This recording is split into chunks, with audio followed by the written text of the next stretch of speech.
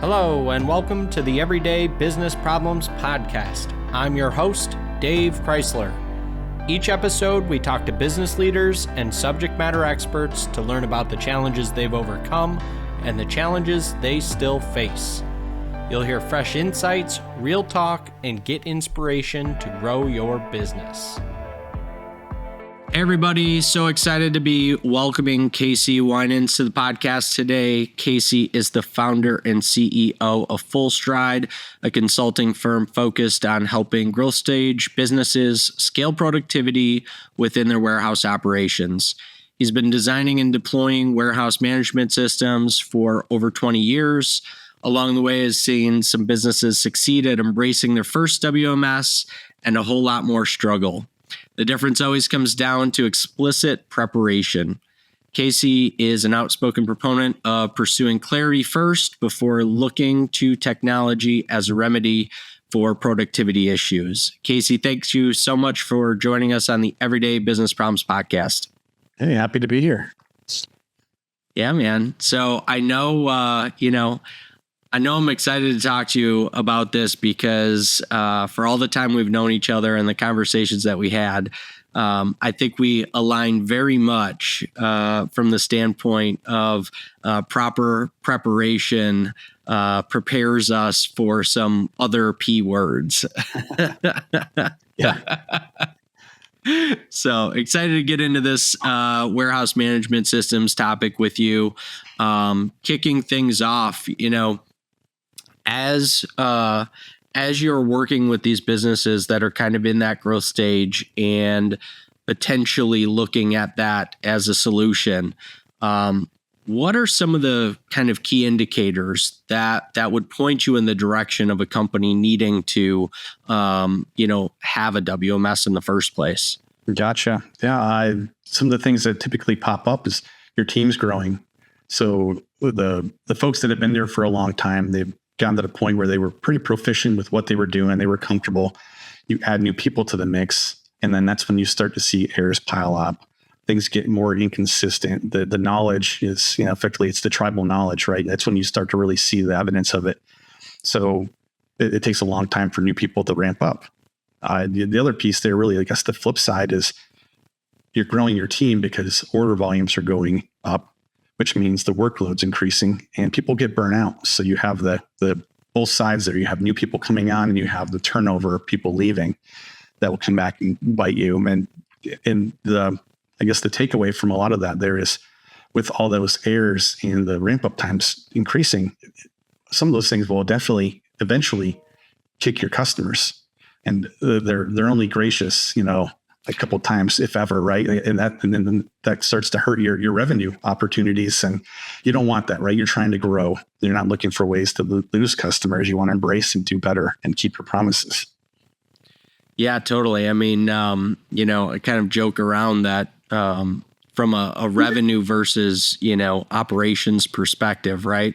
You kind of only get one chance to knock it out of the park. And, if you fail on the delivery aspect, good luck getting that repeat order. Right.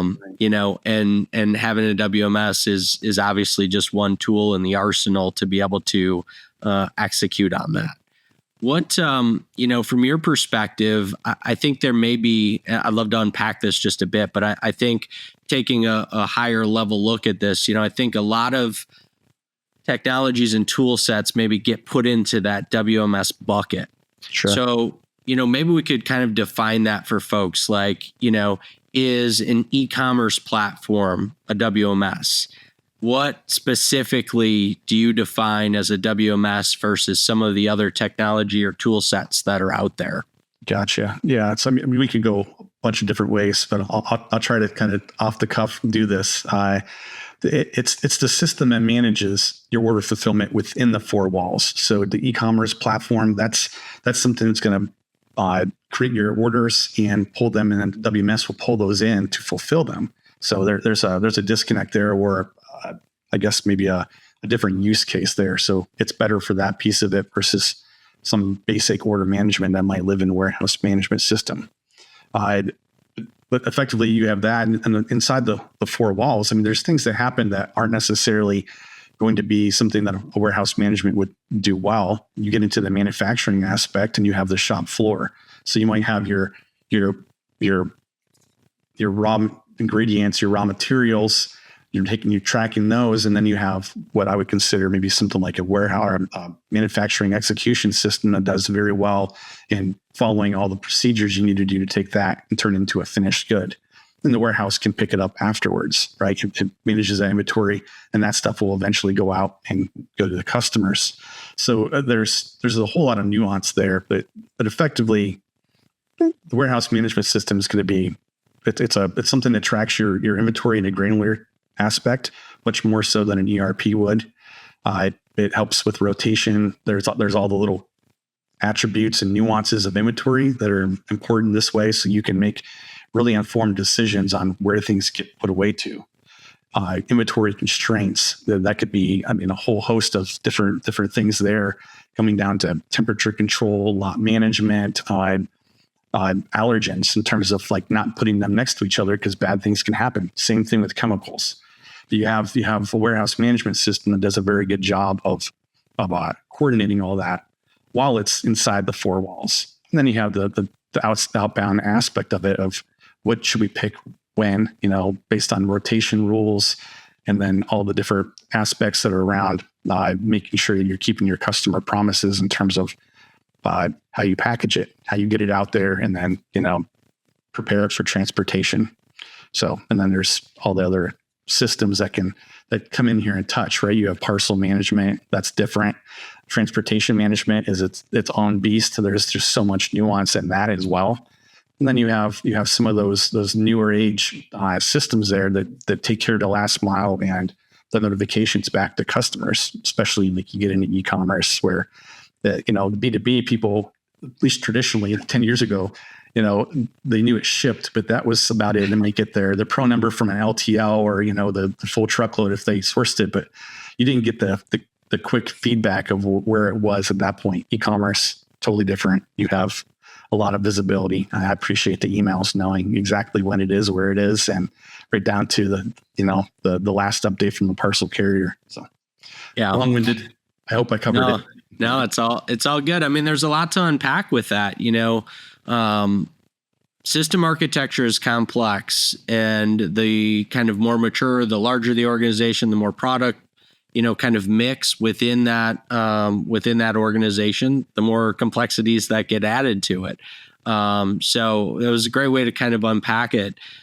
From your perspective, if we were to talk about, let's say WMS and ERP, where do you see those two kind of touch points happening? Because I know some folks that are out there will think about, well, we don't really need a WMS, we have an ERP.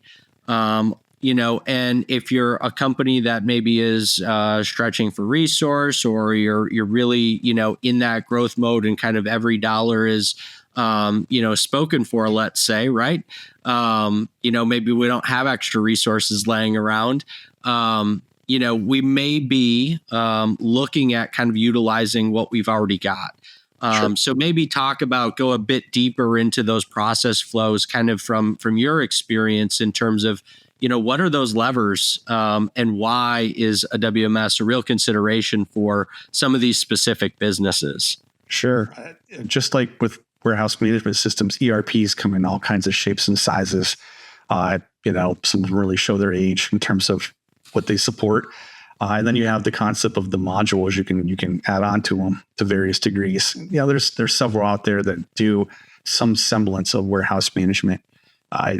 More often than not, I would consider it more inventory management, not necessarily covering a lot of the advanced workflows. But something to call out anyways, and this is what I bump into most of the time with the kinds of clients I work with, is an ERP typically isn't going to be nearly as granular as a warehouse management system. It's not in lockstep with the physical activities you do. You're not verifying necessarily every time you do something.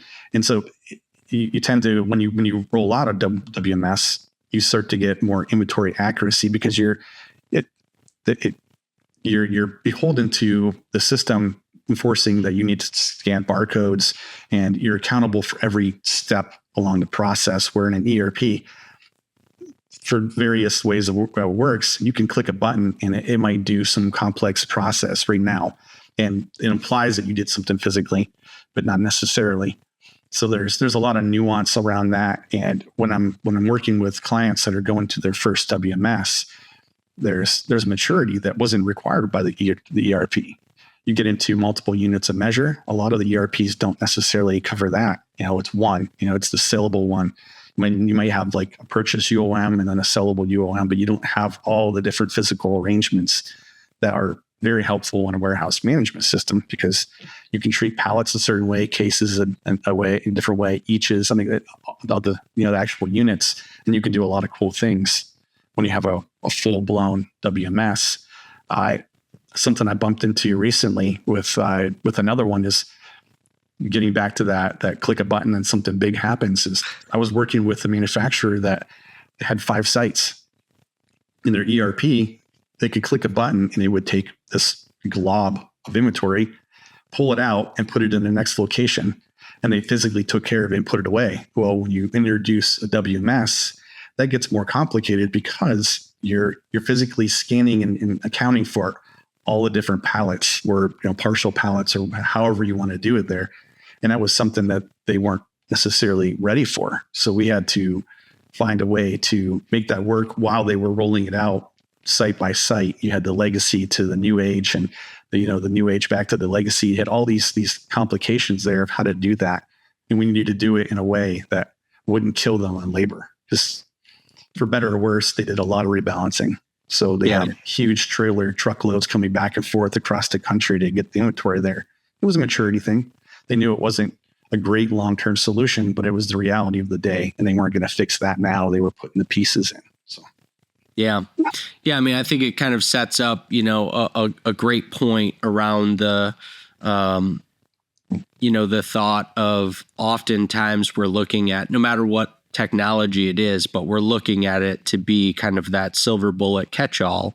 And the reality is that with the advancements of technology, it's twofold, right? It's obviously the enabler. It allows us to do really complex things, but without having clarity and, kind of optimization around what are we doing? What are we trying to do? What inputs do we have? What outputs are we expecting? If we don't have clarity around that, right, it just sets us up for failure. So I know that's, near and dear to your heart. So I want to pause there before I ask another question, but, dive into that for us, because, we both agree on it. So I really wanted to dive into that. Yeah, absolutely. I my eyes light up when I hear clarity, because it's something it's absolutely critical to successfully rolling out that next layer of control, which kind of what I call WMS.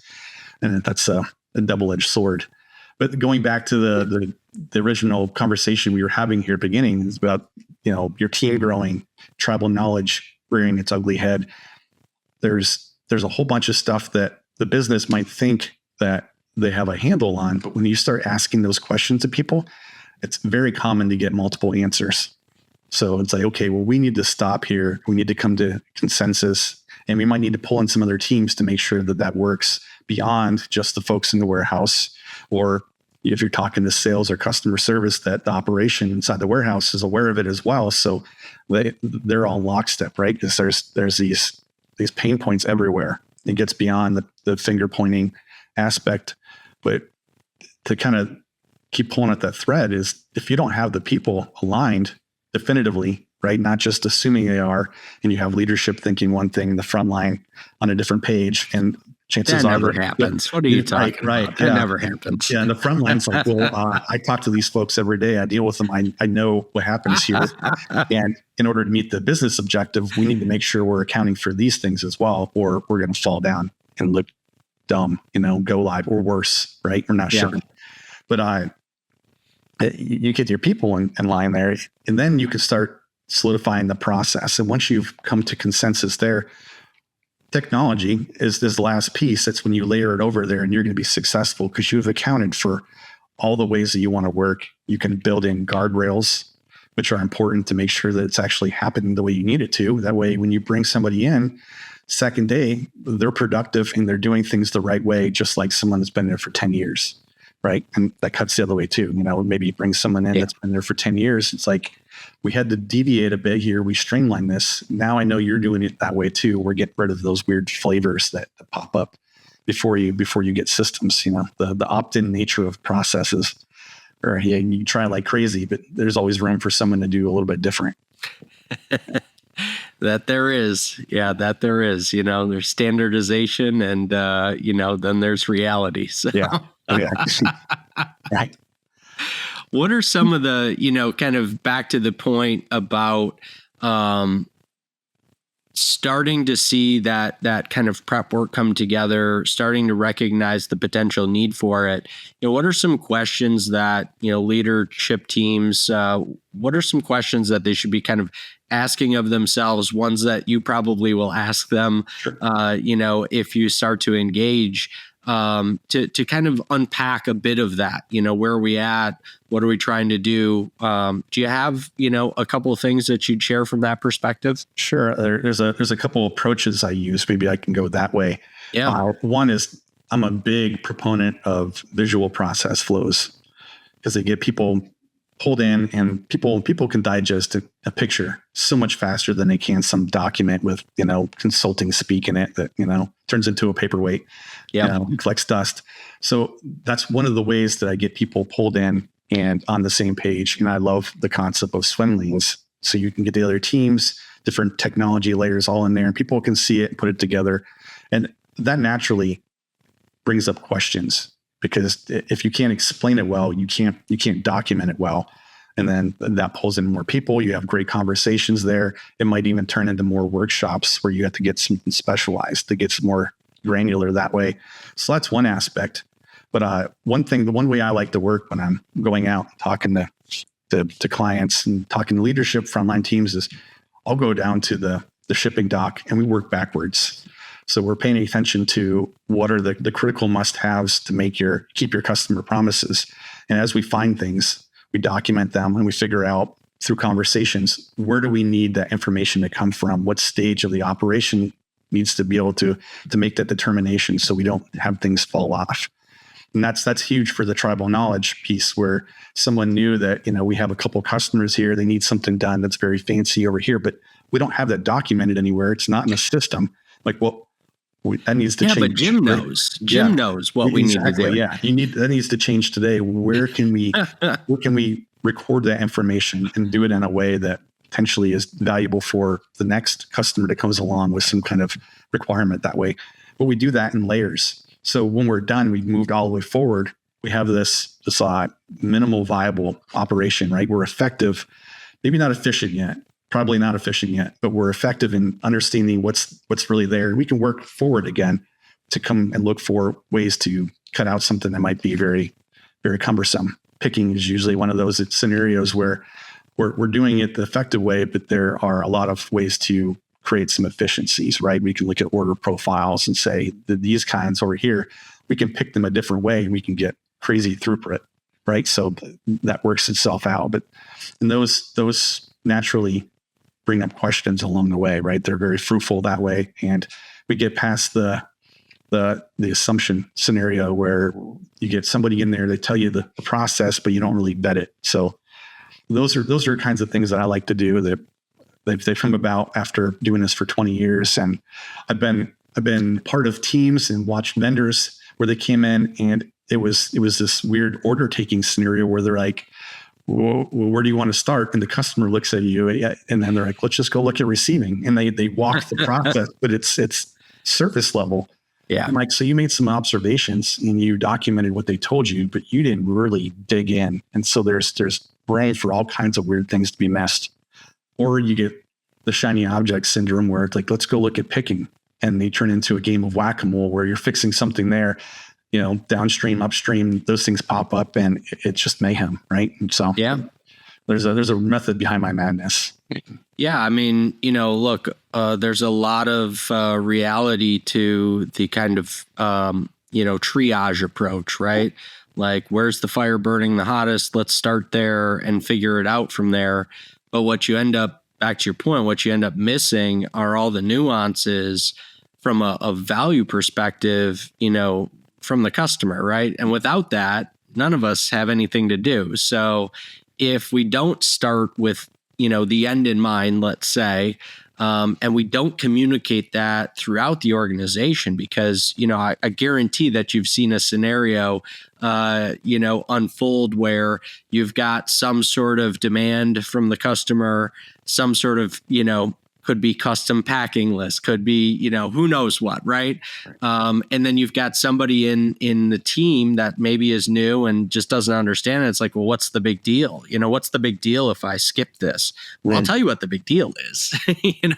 This is a major client, and da da da da da, and all these things, right? So if we don't start there, man, it's just so easy to miss, the things that are going on around us. Oh, for sure. Yeah. I bumped into those scenarios so many times with manufacturers or what have you, where they get the big box retailers and they come in and they have a lot of requirements, and then they're gracious at first. And I put that in probably quotes, but eventually they're going to start finding the snot out of you if you're not compliant. And they're usually the requirements are pretty onerous for you, especially if it's one of the early big box ones, like you're up and coming. You're like, okay, now I have this new layer of compliance labeling, and I need to be able to print this label for this type of customer, and then back to a default, or now I have a whole different selection of them there. That's a huge wrinkle, right? And before systems, somebody is making those decisions, and very easy to make a mistake, very easy, or you're over dependent on an individual, and you know what? They can't go on vacation, because if they do, things fall apart, and it's just it's bad all around, right? Yeah. It reminded me of terrible memories. So thank you for that. Flashback.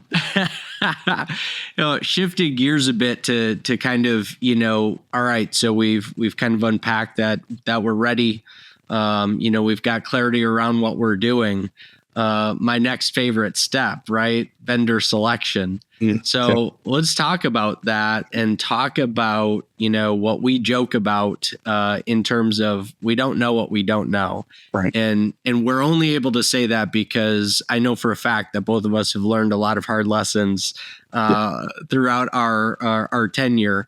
But when it comes to vendor selection, right? What are the things that we miss the most from a WMS perspective? Gotcha. Well, maybe I'll take that in maybe a different direction. But when you're the typical approach, you get into the RFP, documentation piece of it. And by and large, I see more clones pulled from the internet or pulled from a certain vendor. And if you look at them, there's hundreds of questions on there.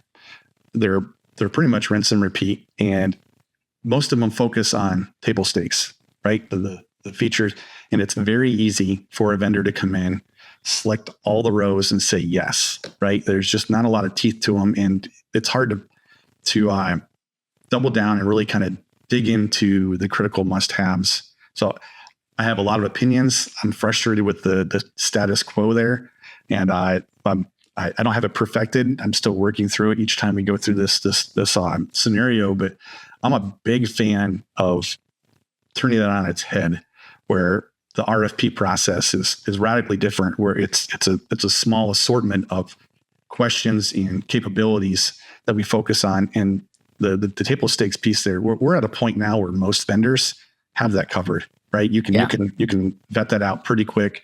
I like asking for, and it doesn't necessarily go over well, but I like asking for like a short can demo to get a feel for how their platform works. I don't need feature demonstrations for the most part. Maybe we'll ask for something that's high level there, but I like that because you can do it asynchronously, right? You can get a few of these vendors together, get those demos, videos, and then people can digest those if and when they need to. But then we turn it around and we focus more on basically doing the clarity piece, figuring out what's really critical to your business. And I've been around this space long enough to go, most vendors don't cover that. So let's really focus there, because that's going to rule out most of them right away. Yeah. And then the other aspect there too is getting into some of the newer vendors. they really focus on that capability where they share it up front. They really pay attention to the concept of onboarding, and you see it in a whole bunch of different markets where there's a lot more self-serve. The reliance on consultants isn't nearly as big. I mean, there's a play for them, but it's much more of like what I do as a business, where we're in the middle and we're bringing the business acumen and the ability to speak the technology and make sure that everything is put together that way. But that's one thing I'm definitely seeing now, and they're more receptive to the approach that we like to take, is getting in there and going, okay, well, let's cut this down. Let's make it easier for you too. Can we figure out right away whether or not you're viable? And not that if you don't have the feature parity, it's not that you're not viable. We need to account for that and figure that out. Well, what's that going to take to get you there if it's possible?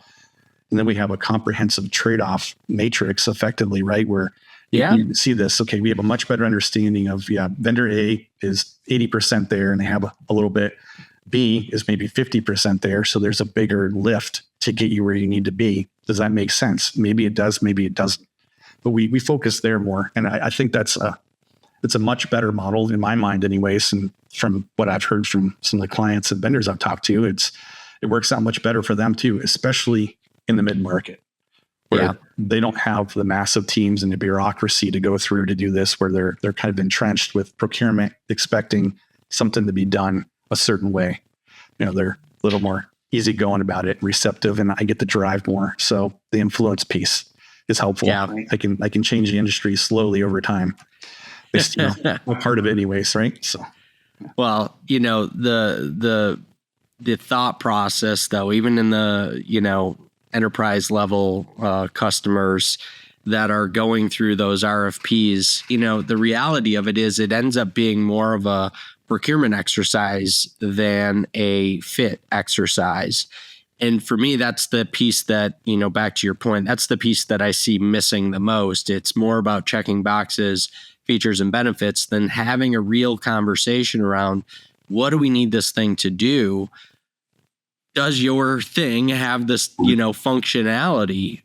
Is it native? How viable are you as a software provider, right? Like that's a whole nother layer of complexity that a lot of people, because if you've never bought, this type of technology before, might not even be on your radar. What do you mean that this, WMS vendor may be insolvent, right? Like I had no idea I should even be worried about that. Well, you should be, because that's how some of the larger companies, are able to continue to grow market share, because some of the smaller companies, while they may have a better, specific feature set, maybe they don't have the same R&D budget. Maybe they don't have the same, availability in terms of, kind of long-term sustainability. So all of those things are considerations when you start talking about, vendor selection.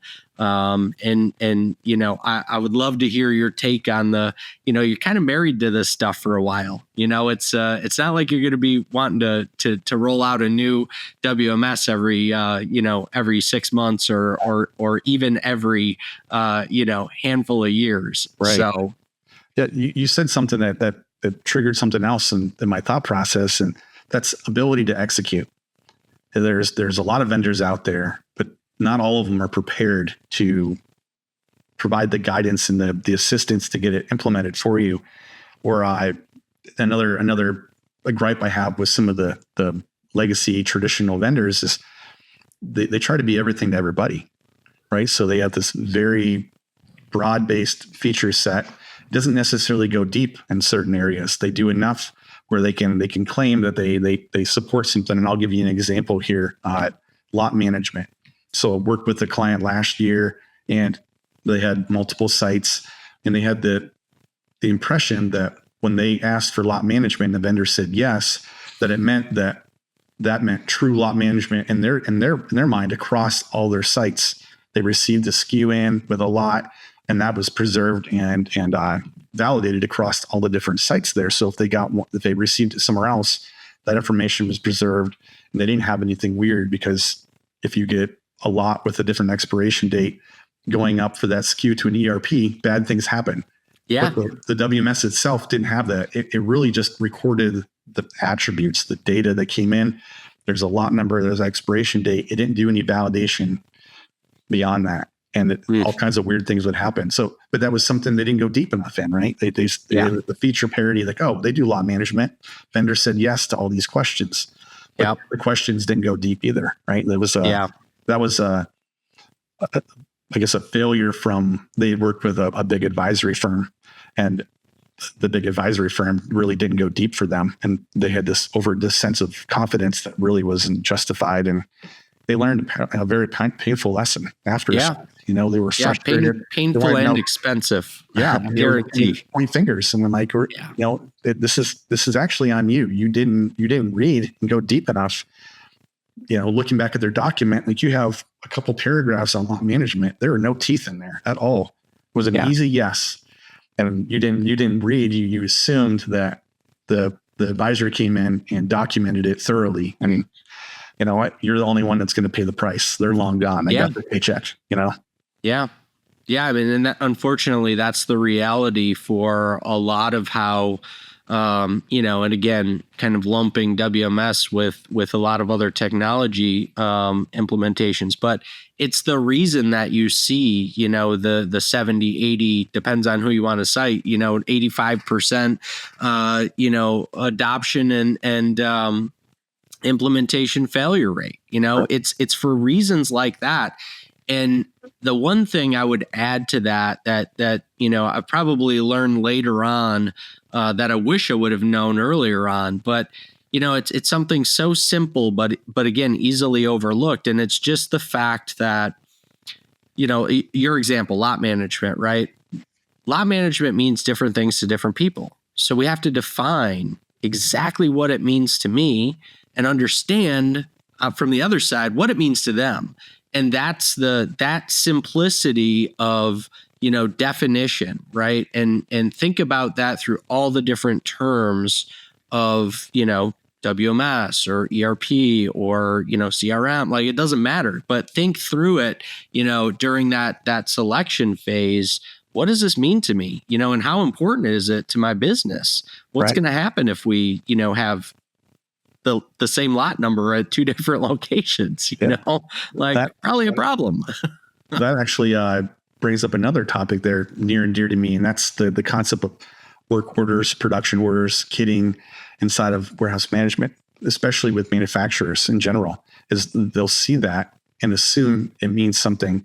But when they get in there, they realize that it doesn't, especially for like process oriented batch work orders where you have a lot of yield issues or things that it basically get consumed and it's not precise at the end. That hits so many different companies across, you know, the last 20 years when I'm working with them, and they get in there and it's a lot of heartburn because they didn't realize they need another system. So that's another, going back to management leadership and saying we need another system in here, or half the time we need a massive enhancement to this warehouse management system to build out what we need. I've done that for some billion-dollar companies in the past, in a, you know, former life, where they spent so much money building out something that really should have been some separate software, and we integrated with it. Different lifestyles or life cycles there. You have someone maintaining that versus this one-off that hopefully the vendor takes care of. And when you go to upgrade, you have this very expensive uplift problem because you're the only one that uses it in that particular way. It's not something they're baking into the product for better or worse. Yeah. And that hits most of them, right? There's only a couple of vendors out there that do a hybrid warehouse management system and manufacturing execution system. Very few. Yeah, I think mostly in that realm, you're going to talk about more kind of best in breed or what you hear, you know, best in breed, which is really just taking, you know, for each one of these platforms that kind of live in your architecture, taking the best of the best and integrating them. What gets challenging in and of that, you know, is just where is the source of truth? You know, a lot of times in those complex architectures, you know, we're duplicating data sets because we have to, right? From a transaction perspective, But that just muddies the water for so many different things. Think about, data governance and integrity, right? Like it just muddies the water. So it's a real challenge. This stuff is not easy out there, folks. So Nope, don't feel as though you're not prepared to have one of these conversations, or you feel like you've got too many questions, because this stuff is complex. It really is. Oh, very much. Especially when you get the best of breed and the integration between all of them. Yeah. That can get pretty monstrous, right? There's better tools and better platforms out there now than there were 10, 15 years ago.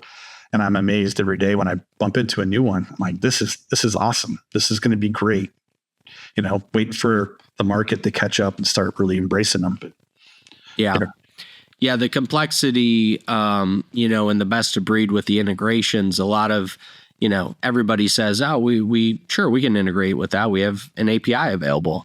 And again, the thing that people don't often think about or ask is, what objects is that API pre-programmed for? Because if that API is not allowing access to specific objects or specific data within those objects, guess what? You don't have access to it through their API, which means either, completely custom integration, which in some cases is not even possible between, two distinct software vendors. Again, it gets real complex real quick. Oh yeah. Especially when you get into the customizations, and one of them, does the API expose that information? Because if it doesn't, then it really doesn't give you much mileage. Yeah. I don't know if back in the days of EDI, I mean, they're still around, but you hear about it less.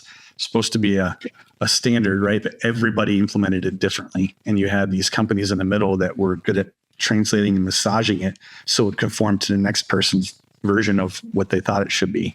Yeah. Still there. It's just been repackaged, right? Like, so you look at companies like Make or Zapier. That's really what that is, and there's some additional functionality there, but when you really unpack what that thing's doing, that's really what it's doing. It's taking data from one thing, moving it to something else, and just translating it. One of the things you brought up, Casey, that I felt like kind of segue really well and it's this thought process around, okay, we have a WMS, right? Like, but we've missed some of this stuff. So now what?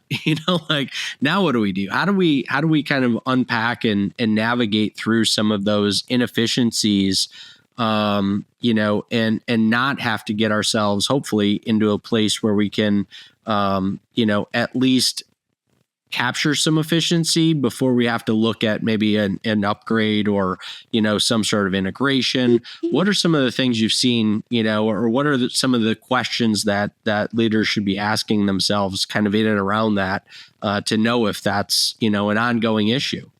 Yeah. Going back to pretty much the same, that the client I was referring to about last year, same issue there. They got to a point where they wanted to pause on their warehouse management rollout because they didn't have their ducks in a row. That more and more they were finding that out. But then they went back and were like, well, maybe we jumped the gun. There's some functionality in our ERP that we're not sure if we're actually using correctly or at all. So there's always that scenario there. But I guess one way I'd like to take this question is, I think it's a misnomer that you roll out a warehouse management system and you're done. That just, it's not. Like, you look at your operation, it's never done. Continuous improvement is part of what you do. Same thing with the system. It's another lever there to help move the business forward. Additional guardrail, requirements change, unwinding them, building something new. That's always there. But it's fairly common for folks to roll something out and not use all the bells and whistles. So going back and looking at that and reevaluating periodically, getting some, either going to the vendor or finding someone that's independent to look at it and offer some advice. And there's always room for improvement. And that might even be a better option than just looking to an upgrade. I mean, that's what the vendor's going to point you to, right? There's money in that, at least in the old style where there's this explicit implementation version software, thing like that where there's an install base. But you never get away from it.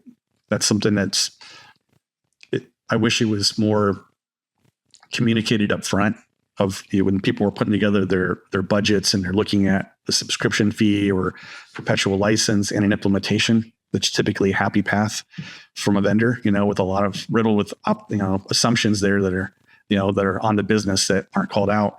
Is looking at it going long term, going, this is just to get you started, right? There's going to be aspects there. There's going to be an investment, either a team or a partner that are going to help you evolve and keep pushing the business forward, because customers come and go, new ones bring new requirements, regulations change, and there's a whole gamut of things out there that they're going to change. So you're going to need to embrace them and have a plan for it.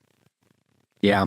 I mean, I love that. I completely agree with you because, at the end of the day, if you've bought into this thought process that we're looking towards, kind of sustainable growth and continuous improvement and trying to build that throughout your culture, whatever technology you've got is certainly a piece of that. But it's never going to be the silver bullet. And it's kind of back to where we started the conversation. But, so often we're looking at that because it seems on the surface as though a technology purchase may be an easy return on investment. And the reality is you don't see all of the investment dollars up front. There's a lot of soft costs and other ancillary costs that you're getting ready to embark on. And so it really does behoove people to kind of walk delicately, especially when they're starting to look at this thing as a real option for their business and ultimately how it can support them growing their business. Yeah, there's one thing I like to call out is those small pains that you have that are annoyances before technology. If you don't address those and have a plan for them, they become very painful after the fact, because you've added a new layer of control. That technology piece there, it can be rigid, right? It's expecting explicit workflows, explicit rules. And when you're used to I'm creating process on the fly, because that's what humans are great at, right? They can solve problems.